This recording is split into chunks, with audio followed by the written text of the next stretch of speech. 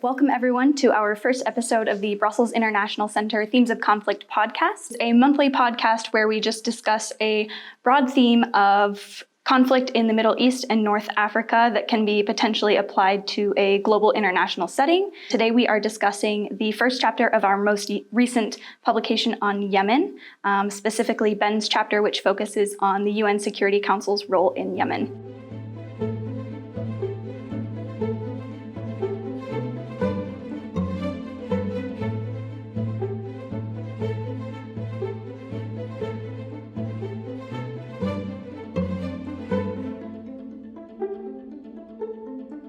My name is Elisa. I am a research assistant in the Middle East Department, and we have Ben here today from the North Africa Department. For those of you who are new to the Brussels International Center, we are a Brussels-based think tank and research organization that focuses on the Middle East and North Africa. Thank you for having me, Elisa.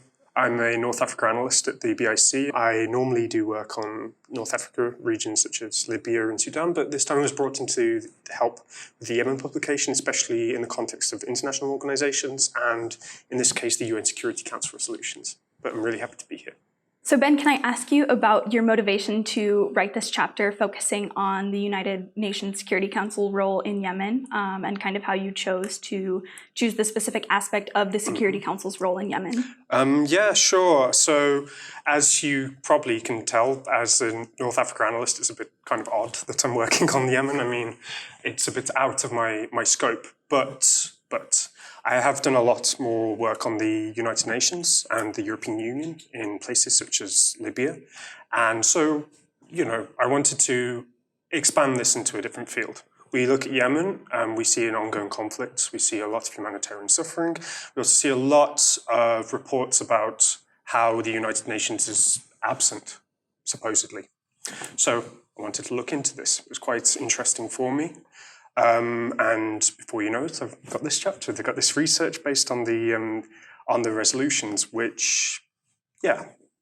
So your research focuses on the language that the Security Council uses over the last 8 years since 2011. Yeah, exactly. Why did you choose language specifically to focus on? Well, interestingly, as you probably know as a researcher yourself, it's very difficult getting a hold of reliable information on conflict. So with the lack of resources that I had, I was thinking, what's the best way of getting something useful and credible? What better way is that than using the language of published reports by the United Nations? And the Security Council resolutions they're the peak, they're the pinnacle of this. So I had a look at this. There were multiple resolutions between 2011 and 2019. And looking at this, there were some clear changes in the language. So I thought to myself, why not have a look at this as something analyzable? There might be something to see here. There's something that strikes me as odd just by looking at this at a glance. So maybe there's something hidden here that could be, of more interest.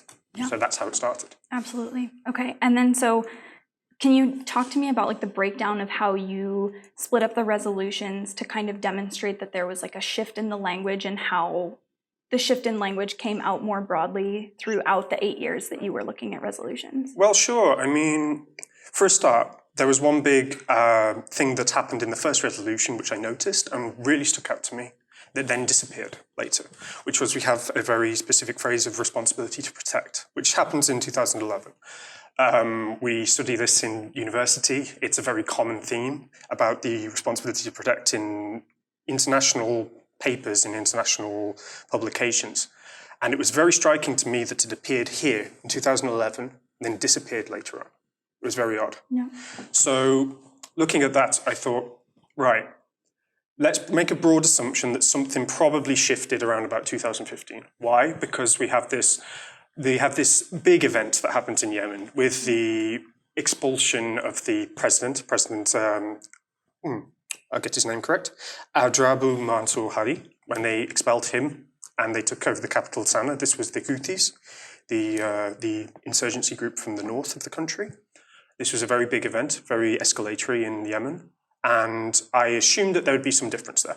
So taking that assumption, applying it into practice, using a little bit of a methodology to isolate these different clauses within the resolutions because every resolution has a very specific set of language. They always have a preamble, then they have these clauses about the resolution proper that has these very directives to people. And every single one starts in the same way. It says, we call upon so-and-so, we demand so-and-so, we commend so-and-so, we deplore the actions of so-and-so. Right. Right. So I looked at this, and then suddenly we have this remarkable shift in tone between 2014, 2015, 2015 and 2016. So we have these three periods, 2011 to 2014, 2015 on its own, and then 2016 to now. Now looking at this, there was a real sense of a change in the way that the language was flowing. There was a lack of direction, there was a lack of specificity, and it was very significant, these cuts. So hence I had these three separate time periods. It seemed to validate my assumption in that respect. Yeah. Yeah. Super interesting. So when we're looking at the language that the Security Council used in 2011, they were calling out very specific actors. And I guess what your paper talks about is the shift has transformed into a more generic tone, I want to say. So can you kind of talk about the actors that were identified in 2011, and then either like who is identified now, if any, or like what the transformation was over time? Okay, sure. Yeah, so as you know, the Yemen situation has a lot of people involved, from external states to actors on the ground. I've mentioned one or two. I mentioned President Hadi. I mentioned the Houthis. Well, what we see in the first 4 years during this period of the Yemen conflicts that's, let's just call it the transition phase, or an attempt at the transition. So we had the former regime of Ali Abdullah Saleh, the former president of Yemen, who'd been in power for a very long time. And in 2011, we had all these protests, and this sort of brought some difficulty to that regime, and there was this call for transition of power. During this period, we have a lot of resolutions that specifically address the Yemeni government, that specifically address the president, that specifically address the opposition groups that were campaigning, and the people who are protesting. It also called out the army, it called out government services, it called out all these different groups. Very specific. And there were some very specific demands to all these people as well. For example, I mentioned the responsibility to protect. There was a very clear indication that the Yemeni government has a responsibility to protect its people. This was inscribed in the resolution of 2011. Right. From 2015, we suddenly see this explosion of, let's call it repeated references to the Houthis. Now, this is totally understandable, right? Because as we just explained, there was an escalation, and a lot of the international community seems to think this escalation was due to the Houthis taking over Sana'a. I'm inclined to agree there.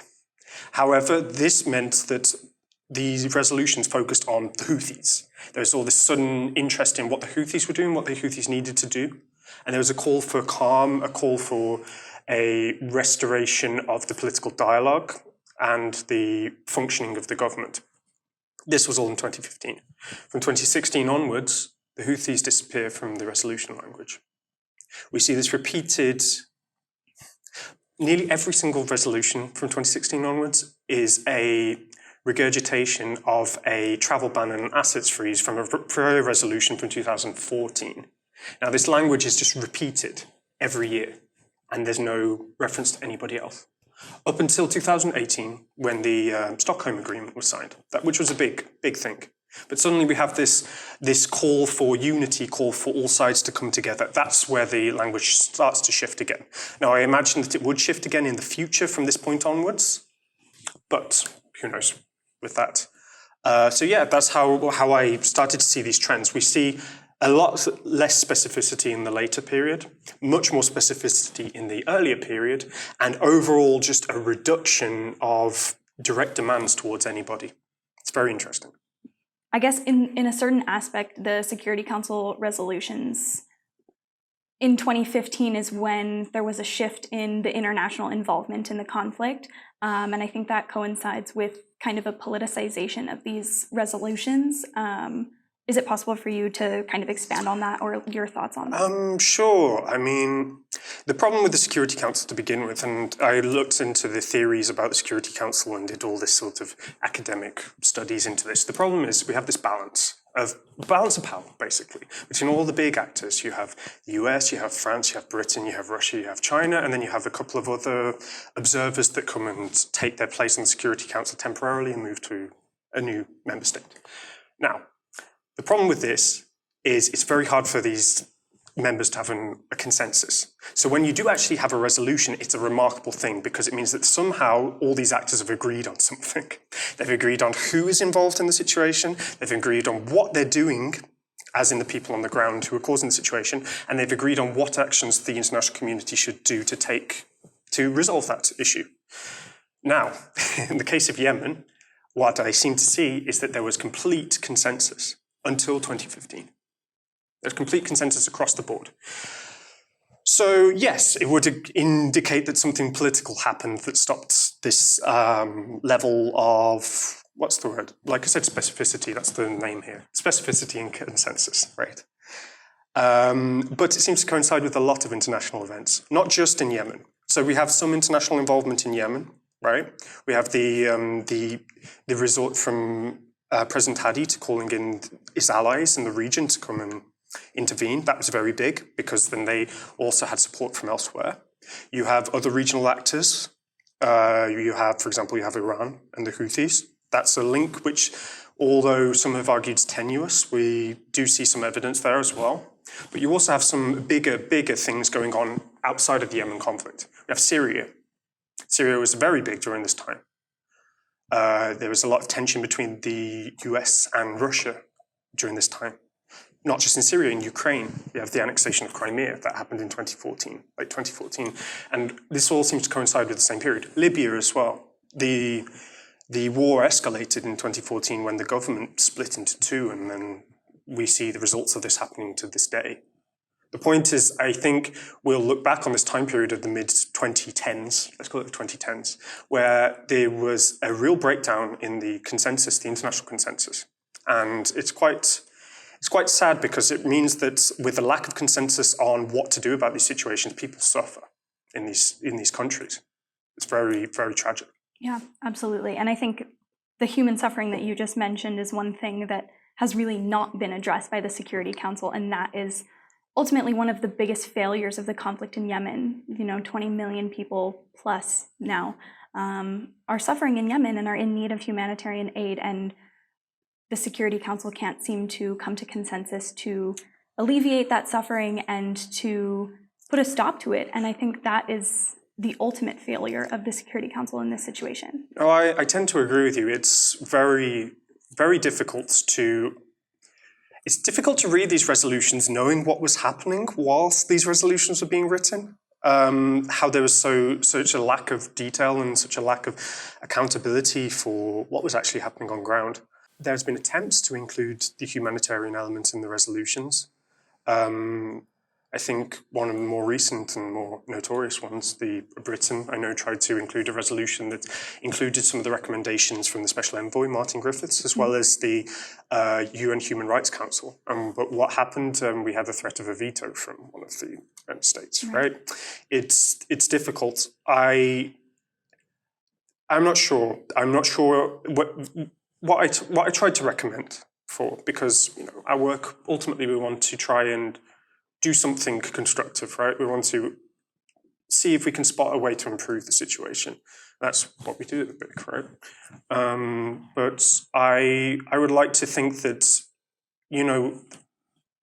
there should be more language of international accountability. We can't have another humanitarian catastrophe. I mean, it's already ongoing, but it's 2019, and these things still keep happening, and it's awful.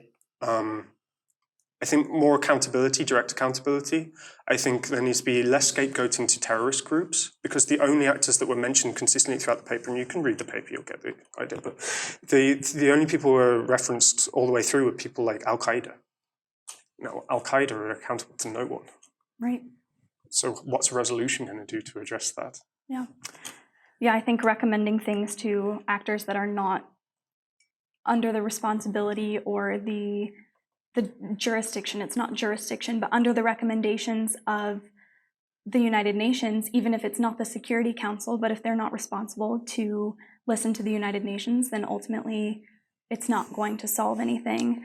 But I think, yeah, ultimately, like the humanitarian suffering, in the broad sense, I think the recommendations that you gave in your paper lead to an overall failure of the lack of consensus from the Security Council. And I mean, the humanitarian aspect is just one of that, which the later chapters in our Yemen report address. Well, if I can add, I think it's indicative of the UN structure as a whole, because the fact that the Security Council itself can stop the other agencies of the UN from working to their fullest capacity, like I said, the Human Rights Council or the various development agencies on the ground, I think that is an institutional failing. And if there's anything that I do think will happen in the next few years outside of Yemen, I think there will need to be a shift in the way that these international institutions, especially the United Nations, adapts and compromises to be able to be more effective to citizens of the world, basically. Yeah, absolutely. I completely agree. Okay, so looking at the rest of your paper, what was something that you found really interesting, either the results that surprised you or that you found shocking? No, there was one that was really stood out to me. Now, I did my methodology was that I separated all of these clauses into very specific groups. We had support, condemnation, blame, and request. So we had these three. These were the general sort of, this actor is good, this actor is bad, this actor needs to do something, correct? That's fine.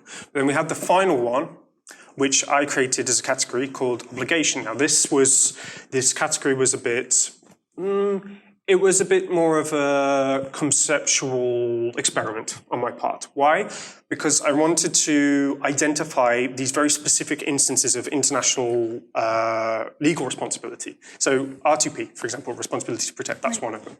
But also, anytime there was a language that says, this actor is obligated under international law to do blah, blah, blah, or this actor has a responsibility to something. So basically something like this. But interestingly, out of all my categories, this was the only one that increased on the third time period during 2016 to 2019. Really weird. I was super surprised by this. I was like, what is going on here? And I then looked back on the data and I realized, oh, right. Because of that same renewal of the resolution of this travel ban, this assets freeze, this happened every single year, there was one particular clause that was always included in there, which is all sides have an obligation to respect their commitments and their responsibilities for the dialogue, for the transitional process. Something like this. Now, I saw this and I thought, okay, this has completely skewed my results, but that's okay. I think that was that's also indicative of how very few instances of responsibility or obligation there were throughout the entire time of the Yemen crisis from 2011 to 2019. There was only one. There was only one in 2011 of true R2P. That's really terrible. That's really, really terrible. There were more instances of saying about the Security Council's own obligations to the citizens of the world and to the international community at large than of any specific actor. And even they died off after 2012. It's really strange. But yeah, that's probably my most random result of the data. And I think, I think it's quite curious. No, super interesting. Wow, that was my final question. So just thank you so much for joining me today and discussing this. Oh, thank you for having me. It's a pleasure to try and talk about my work. For those of you who are interested in reading the entire report, it is now published on our website with Ben's chapter first. And please feel free to follow us on Facebook, LinkedIn, and Twitter to keep up with our most recent publications.